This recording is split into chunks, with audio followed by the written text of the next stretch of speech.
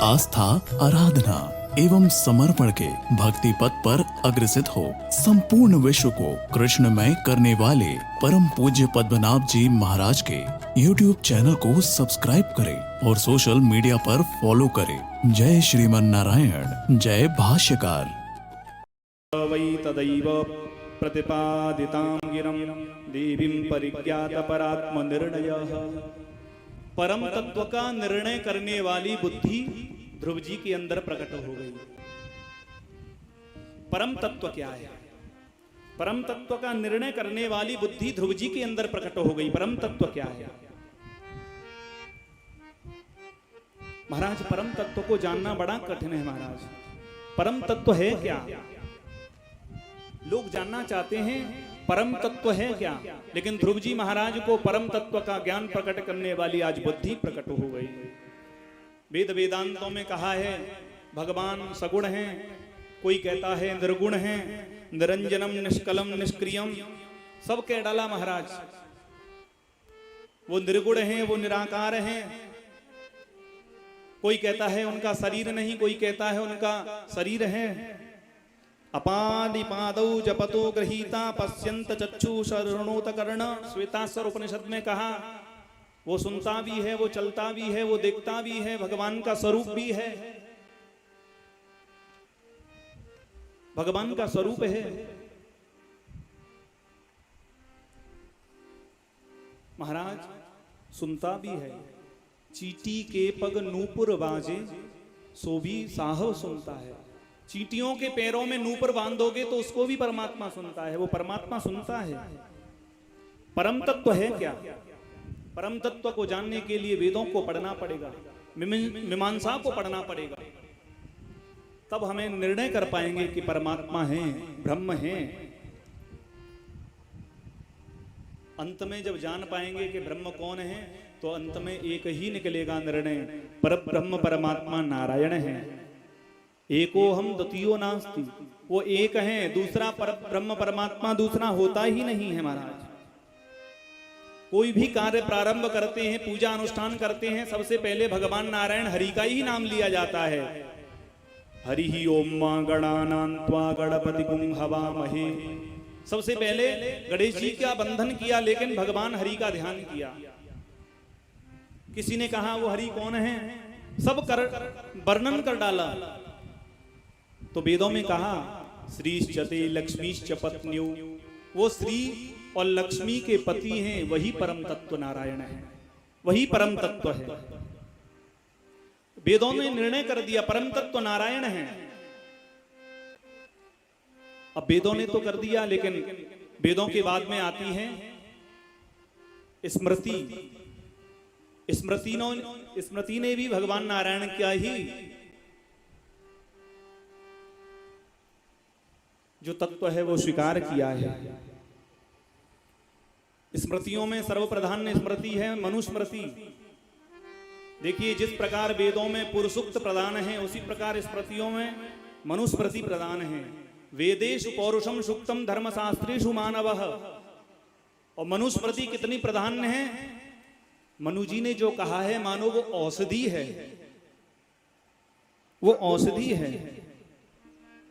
और मनुस्मृति में प्रथम अध्याय में ही मनु जी ने कहा है आपो नारायति प्रोक्ता आपो वै नरसूनवः अयनम तस्यताः पूर्वम तीन नारायण स्मृतः।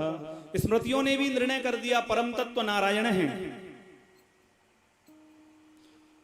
और इसके बाद आती है इतिहास। इतिहासों में दो इतिहास हैं, एक वाल्मीकि रामायण, दूसरा महाभारत। वाल्मीकि रामायण में क्या कहा महर्षि वाल्मीकि ने? अर्थ तो मानुषी लोके जत्ने विष्णु सनातनः। उन्होंने कहा साक्षात जो नारायण है वही परम तत्व है। जब भगवान को प्राप्त करने के लिए दशरथ जी ने यज्ञ किया, यज्ञ में जब प्रार्थना की तो भगवान शंख चक्र धारण करके प्रकट हो गए। शंख चक्र गदा पाणी ही पीतवासा जगतपति ही वैनतेय समारूह्य। भगवान बैन पर आरूढ़, गरुड़ पर आरूढ़ होकर के आ गए। ये परम तत्व का निर्णय कर दिया इतिहास ने। इसके बाद दूसरा इतिहास आता है जिसका नाम है महाभारत। और महाभारत में दो रत्न हैं, एक गीता और एक विष्णु सहस्त्र नाम।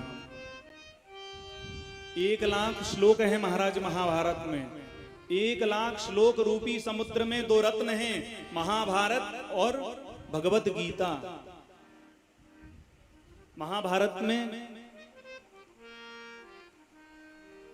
की जो गीता है और जो विष्णु सहस्त्र नाम है, और स्वयं भगवान शंकराचार्य ने कहा है गेयम गीता नाम सहस्रम ध्येयम श्रीपति रूपमजस्रम।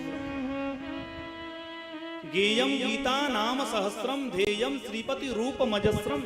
शंकराचार्य भगवान कहते हैं ध्यान करना है तो नारायण का करो, क्योंकि उनसे परे कोई नहीं है। कृष्णात् परम किमपि तत्त्वमहं न जाने। कृष्ण से परे कोई तत्व है उसको हम नहीं जानते। महाभारत में निर्णय कर दिया। भगवत गीता में स्वयं भगवान ने निर्णय करते हुए कहा है मत्तः परतरम नान्यत् किंचित् अस्ति धनंजय। हे धनंजय अर्जुन, मुझसे परे कोई चीज नहीं है। मत्तः परतरम नान्यत् किंचित् अस्ति धनंजय, मुझसे परे कोई नहीं है। तो वेदों ने, स्मृतियों ने, इतिहास ने, सबने प्रमाण दे दिया यदि कोई परम तत्व है तो भगवान नारायण है। वेदों के अर्थ को जानना होता है तो सबसे पहले स्मृतियों को पढ़ना पड़ता है। स्मृतियों के माध्यम से वेद का अर्थ हम जान पाते हैं। हमारे आचार्य श्री पिल्लई लोकाचार्य स्वामी जी महाराज, उन्होंने अपने श्री वचन भूषण में कहा है वेदार्थो निश्चेतव्यः स्मृतिः इतिहास पुराणैः। वेद के अर्थ को जानने के लिए स्मृतियों का पढ़ना अति आवश्यक है। उसके बाद में फिर इतिहास को, पुराणों को पढ़ेंगे, तब हम वेद के अर्थ को समझ पाते हैं। इतिहास पुराणाभ्याम वेदम समुपब्रह्मयेत्। और महाराज सबने प्रमाण दे दिया। अंतिम में आते हैं पुराण। पुराणों में भी जो 18 पुराण हैं, कौन कौन से पुराण? 18 पुराण। मद्वयम भद्वयम चैव वृत्रयम व चतुष्टयम अनाकलिंगम कुस्कानि पुराणानि प्रचक्षते। 18 पुराणों ने भी निर्णय कर दिया अंतिम में यदि कोई परम तत्व है तो वो कौन है? भगवान नारायण। वेदे रामायणे चैव पुराणे भारते तथा आदि मध्ये तथा चान्ते हरिः सर्वत्र गीयते। भगवान हरि ही सर्वत्र हैं। आलोड्य सर्वशास्त्राणि विचारैव पुनः पुनः इदम एकम सुनिष्पन्न ध्येयम नारायण सदा। भगवान नारायण ही परम तत्व है, सब जगह विद्यमान है। जले विष्णु स्थले विष्णु विष्णु पर्वत मस्तके ज्वाला माला कुले विष्णु सर्वम विष्णुर्मयम जगत। यही परम तत्व है, वही नारायण है। परम तत्व जैसी बुद्धि आज ध्रुव जी महाराज के अंदर प्रकट हो गई। सबई तदैव प्रतिपादितां गिरं देवीं परिज्ञात परात्म निर्णय। परम तत्व का निर्णय करने वाली बुद्धि आज ध्रुव जी को प्राप्त हो गई।